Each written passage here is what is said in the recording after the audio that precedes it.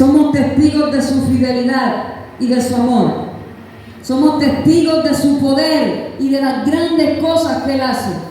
Qué bello es cuando vemos la mano de Dios, aún en medio de la dificultad. Qué bello es que por encima del problema, aunque el enemigo se levante, sepamos que Jehová levanta banderas de victoria a favor de su pueblo. Alabe y glorifique el nombre de ese Dios. Aleluya. Porque Él pelea por nosotros y nosotros estamos tranquilos. Poderoso es el Señor. Le doy gracias a Dios una vez más por la oportunidad que me concede de estar compartiendo su palabra. Gracias a Dios por cada uno de los hermanos, por los pastores, por esta hermosa congregación. La verdad es que nos hemos sentido muy, pero muy bien atendidos por ustedes, bastante atentos, y gloria a Dios por eso. Para el que no me conoce, permítanme presentarme, me llamo Marcelis Arias, pero digo que me digan Marce porque mi nombre es la primera, nadie se lo aprende. Para la gloria de Dios, me congrego en la iglesia Monte Sinaí, en una vereda llamada Manizales, que hace parte del municipio de Toruviejo. Pastor Marcos Castro, pastora Nelly Peralta, con la que estoy aquí en esta mañana. Y por la misericordia de Dios nos concede la oportunidad de predicar su palabra. San Juan capítulo 8, del versículo 31 al versículo 36. Cuando todo lo tengan, me interrumpe con un amén y nos colocamos en pie para reverenciar la santa palabra del Señor. Todo aquel que pueda colocarse en pie, a unos niños, colocémonos en pie porque la palabra de Dios es digna de ser recibida por todos. San Juan capítulo 8. Bendito sea el Señor, santo es su nombre, aleluya. San Juan capítulo 8, versículo 31 al versículo 36. ¿Todo lo tenemos? Leemos bajo la unción del Padre, del Hijo y con la bendición y la guía del Espíritu Santo de Dios. La verdad os hará libres. Dijo entonces Jesús a los judíos que habían creído en Él: si vosotros permaneciereis en mi palabra, seréis verdaderamente mis discípulos, y conoceréis la verdad, y la verdad os hará libres. Le respondieron: linaje de Abraham somos, y jamás hemos sido esclavos de nadie. ¿Cómo dices tú seréis libres? Jesús le respondió: de cierto os digo, que todo aquel que hace pecado, esclavo es del pecado. Y el esclavo no queda en la casa para siempre, el Hijo sí queda para siempre. Así que si el Hijo os libertare, seréis verdaderamente libres. Voy a tomar asiento en esta mañana, aleluya. Siéntese usted, pero no siente su alabanza. Bendito sea el Señor.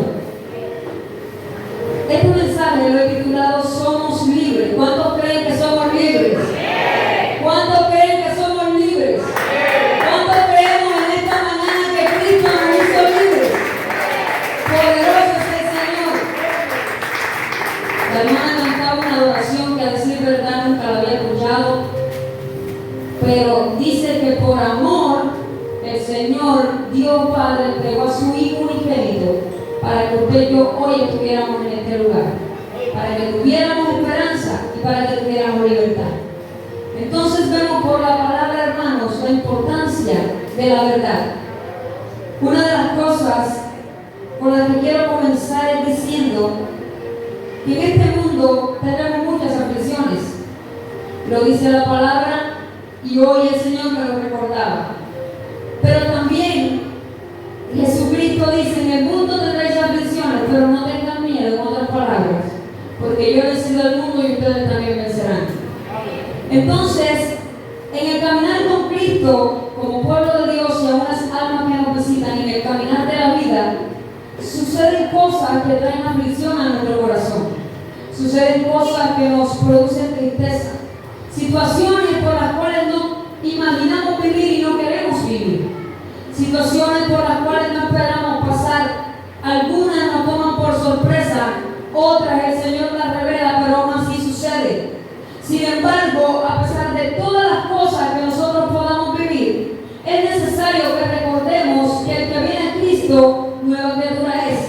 Que el que viene a Cristo tiene libertad.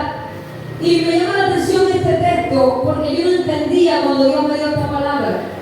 ¿Por qué el Señor me la estaba dando? El Señor me la dio a principio del año. Pero yo la leí y yo no entendía. Ni siquiera sabía cómo la iba a predicar ni dónde. Y este año para mí ha sido un año muy difícil. Muy difícil. Creo que de los años más tremendos de mi vida desde que tengo uso de razón. Y ha sido una lucha constante y una guerra constante en la iglesia, en la casa, en la economía, en el ministerio. Una persecución grande. Y estas cosas producen en nosotros carga, producen en nosotros dolor, producen en nosotros muchas veces desánimo. Porque nos cuesta entender el por qué me suceden tantas cosas. Porque entre más busco a Dios, más cosas me acontecen. Este ha sido un año donde yo creo que he buscado más a Dios que todos los años y ha sido el año de más guerra y de más lucha. Pero hermanos, no le digo esto para que ahora nos atemoricemos y dejemos de buscar a Dios, sino para que nos agarremos del Señor. Dice la palabra del Señor, versículo 31. Dijo entonces Jesús a los judíos que habían creído en Él: si vosotros permaneceréis en mi palabra, seréis verdaderamente mis discípulos. Ayer aprendíamos por la palabra que el apóstol Pablo le aconsejaba a Timoteo diciéndole: pero tú persiste en lo que has aprendido.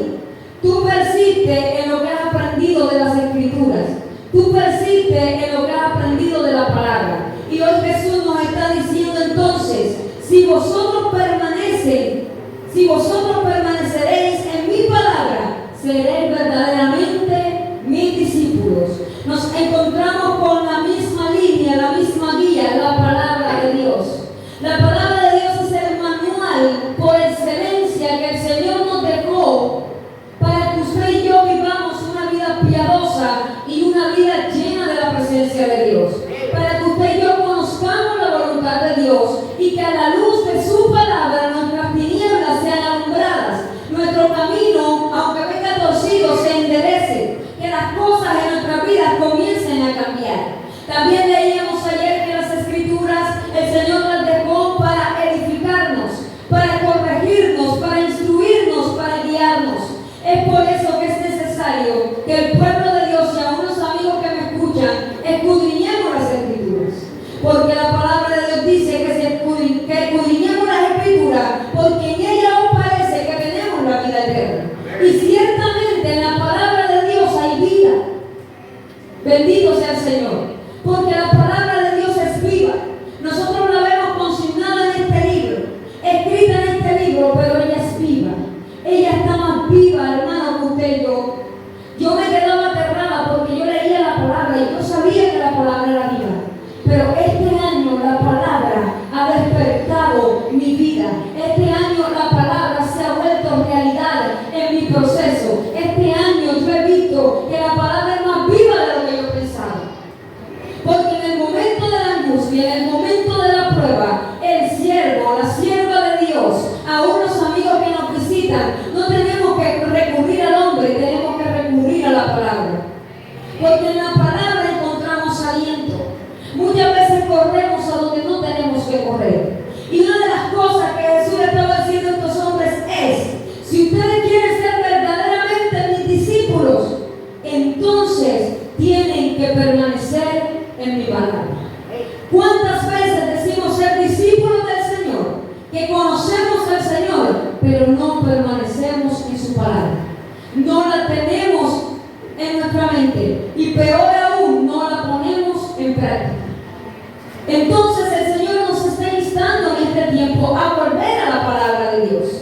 Porque hoy en día se han levantado muchos hombres y también se han levantado seguidores de hombres, que solamente, hermanos, se fijan en el don del evangelista, en el don del adorador, pero no se agarran de la palabra. Es bonito que Dios haya repartido dones, pero un don donde no hay palabra, no hay nada, es vacío.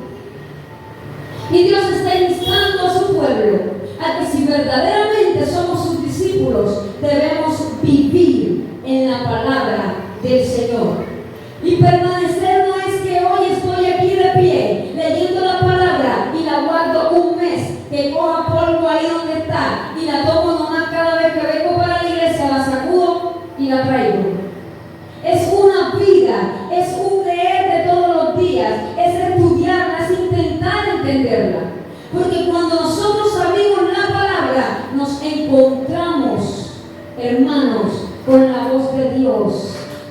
diciéndome, por ejemplo, hoy, que nosotros, si conocemos la verdad, seremos libres. Y la palabra tiene que producir en nosotros una inquietud. La palabra tiene que despertar en nosotros un hambre por conocer al Dios que está la palabra narrando, ese Dios poderoso, ese Dios grande. ¿Verdad? Por ejemplo, cuando yo comencé, que de hecho yo no oía mucho al predicar, yo no quería predicar, yo empecé cantando en la iglesia. Y a mí me decían, tú vas a predicar, y yo no, eso a mí no me gusta porque eso es muy aburrido. Cuando van a predicar es cuando la gente se aburre, a mí eso no me gusta. A mí me gusta la alabanza, que la gente dance, que la gente corra, eso es lo que a mí me gusta. Y yo cantaba y yo siempre me negaba, yo nunca voy a predicar, no me gusta y no me gusta. Pero entonces jugábamos a los cultos en mi casa con mis hermanos y yo era la que predicaba. No me gustaba, pero yo les predicaba. Y hermano, les voy a decir algo, que yo no oía la palabra de Dios, no me gustaba. Y un día, cuando vi a una joven predicar, yo le dije, Señor, a mí me gustaría ser como ella, pero yo era una niña. Y el Señor empezó a despertar en mí un sentir por la palabra. Sin embargo, yo la leía y muchas veces no la entendía. Y en los cultos de niños que hacen en la iglesia, un día me dice la pastora, vas a predicar. Y yo decía, ahora sí, si yo canto, yo no predico. Yo sería hasta lloré porque yo decía, yo no predico, yo canto. Y prediqué en Jonás, la desobediencia de Jonás. Prediqué como 5 minutos, hermano, no prediqué mucho, pero me quedó gustando. Y me quedó gustando y me quedó gustando. Y esto me llevó a un hambre por la palabra, a una necesidad de entender la palabra. Entonces ya yo no cogía el versículo que me aprendí el domingo a través de los maestros de la dominical, sino que yo entonces buscaba la palabra e intentaba explicarle a mis hermanos en el culto que hacíamos en la casa la palabra de Dios. ¿Y de dónde nació esto? Y le hablo a las abuelas y a las madres, a las tías que hoy están aquí. Esto nació de mi abuelita, que hoy el Señor la tiene en su gloria, para gloria y honra del Señor. Una mujer intercesora que me cogía todas las noches y me decía, léeme lo que dice aquí.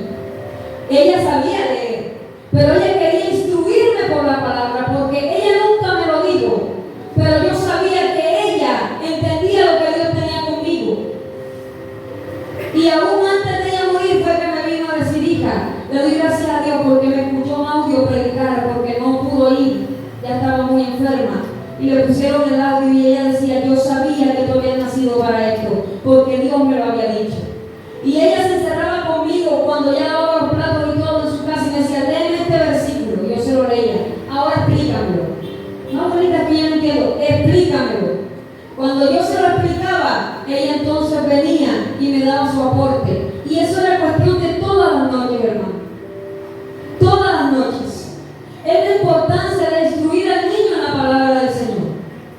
No es tiempo perdido que usted se siente con su hijo, con su primito, con su nieto y le enseña la palabra. Mi abuela no me ponía a leerle 20 versículos porque yo era niña, me iba a aburrir. Me buscaba uno que fuera sencillo. Y yo no lo entendía hasta que ella murió, fue que yo vine a comprender. Ella me estaba preparando para lo que Dios tenía para mí. Y es por eso, hermano, la importancia de la palabra de Dios en nuestras vidas. Porque el Señor quiere cambiar y transformar nuestras vidas. Vienen estos hombres y van a seguir a Jesús. Pero ellos vienen de una vida pasada de pecados, de delitos, de cosas que a Dios no le agradaban. Y lo primero que Jesús les manda a hacer es permanezcan en mi palabra. Porque el permanecer en la palabra del Señor nos hace permanecer en su presencia, permanecer bajo su dirección y bajo su guía. Y dice la palabra del Señor, versículo 32, y conoceréis la verdad, y la verdad os hará libres. Pero aquí el Señor no se refería a la verdad de la que usted y yo muchas veces hablamos. No, dime la verdad, no, a esa no. Él se refería a él mismo, pero ellos no entendían. Porque en el libro de San Juan, el capítulo 14, versículo 6, dice, yo soy el camino, la verdad y la vida. En otras palabras, el Señor estaba diciendo, diciendo, cuando ustedes me conozcan a mí, yo los haré libres. Cuando ustedes conozcan que yo soy la verdad y que por esta verdad ustedes van a ser libres. Cuando ustedes se acerquen a mí van a comprender cuál es la verdad de sus vidas. Y esa ha sido la finalidad de Jesucristo desde el día que Dios lo mandó a la tierra a morir por nosotros. Que conozcamos que Él vino a este mundo para que nosotros tuviéramos libertad. Y dice el versículo 33, le respondieron, linaje de Abraham somos y jamás hemos sido esclavos de nadie. ¿Cómo dices tú, seréis libres? Muchas veces nuestras cadenas no son visibles. Nuestras cárceles no son literales. Hay cárceles, hermanos, en el alma. Muchas veces el alma nuestra está encarcelada. Nuestro corazón está encarcelado. Nuestra mente. Somos presos de nuestros propios pensamientos.